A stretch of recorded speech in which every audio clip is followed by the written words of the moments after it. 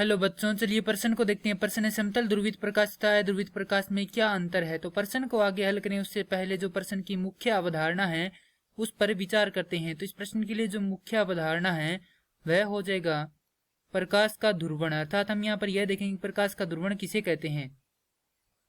तो प्रकाश का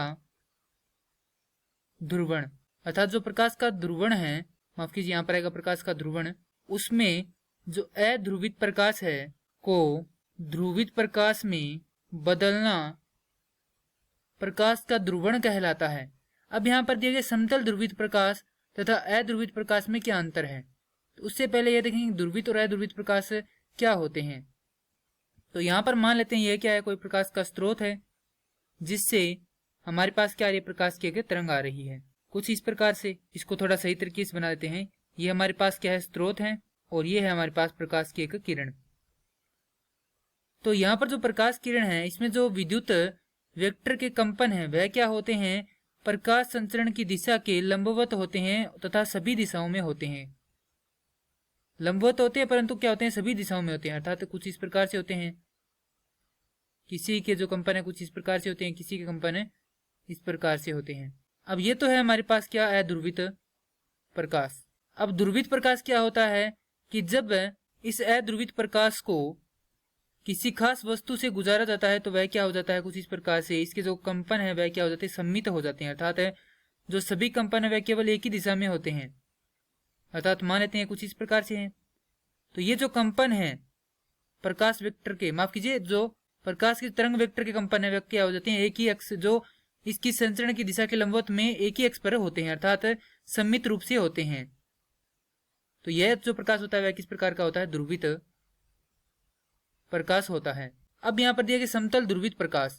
जब अध्रुवित प्रकाश को हम किसी टूरमेलिन क्रिस्टल से गुजारते हैं तो यह क्या हमारे पास टूरमेलिन क्रिस्टल है, और टूरमेलिन का जो क्रिस्टल है उसकी जो योग्यता है अर्थात इसकी जो खासियत कह सकते हैं वह इस प्रकार की होती है। जब इसमें से अध्रुवित प्रकाश को गुजारा जाता है तो यह केवल जो अपने अक्ष के समांतर के जो कंपन है उनको ही क्या करता है, इसमें से गुजरने देता है। अन्य को यह क्या कर लेता है, इस प्रकार से यहाँ पर अवशोषित कर लेता है। जैसे कि यहाँ पर ये जो हमारे पास अक्ष है कुछ इस प्रकार से है, इसको ही क्या केवल गुजरने देगा, जो अन्य जो इस प्रकार के जो कंपन है उनको गुजरने नहीं देगा, उनको क्या कर लेगा, अवशोषित कर लेगा। तो ये है हमारे पास टूरमेलिन क्रिस्टल।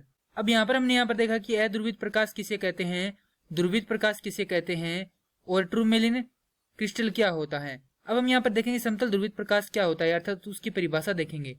तो समतल ध्रुवित प्रकाश, तो समतल ध्रुवित प्रकाश जब किसी अध्रुवित प्रकाश को टूरमेलिन क्रिस्टल से गुजारा जाता है तो यह अपने अक्ष के समांतर के कंपन को गुजरने देता है तथा हमें एक निश्चित अक्ष के लंबवत, माफ कीजिए यहाँ पर होगा तरंग संचरण के लंबवत व सममित कंपन प्राप्त होते हैं, जिसे समतल ध्रुवित प्रकाश कहते हैं। अर्थात जब अध्रुवित प्रकाश को हम टूरमेलिन क्रिस्टल से गुजारते हैं तो हमारे पास जो ध्रुवित प्रकाश प्राप्त होता है उसे हम क्या कहते हैं, समतल ध्रुवित प्रकाश कहते हैं। अब यहाँ पर अध्रुवित प्रकाश और जो समतल ध्रुवित प्रकाश उसमें अंतर यह होता है कि अध्रुवित प्रकाश के जो वेक्टर का कंपन है, यानी प्रकाश के वेक्टर का जो कंपन है वह क्या होता है, जो तरंग संचरण की दिशा के लंबवत होता है परंतु क्या होता है, भिन्न भिन्न दिशाओं में होता है। तो यहाँ पर लिखते हैं हम अध्रुवित प्रकाश और समतल ध्रुवित प्रकाश।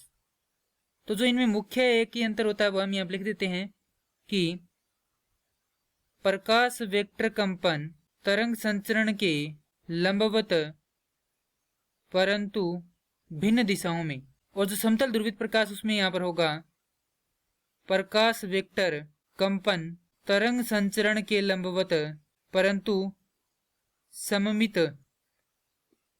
और यही क्या है, इनमें अंतर है। मैं आशा करता हूं कि यह प्रश्न आपको समझ में आया होगा। धन्यवाद।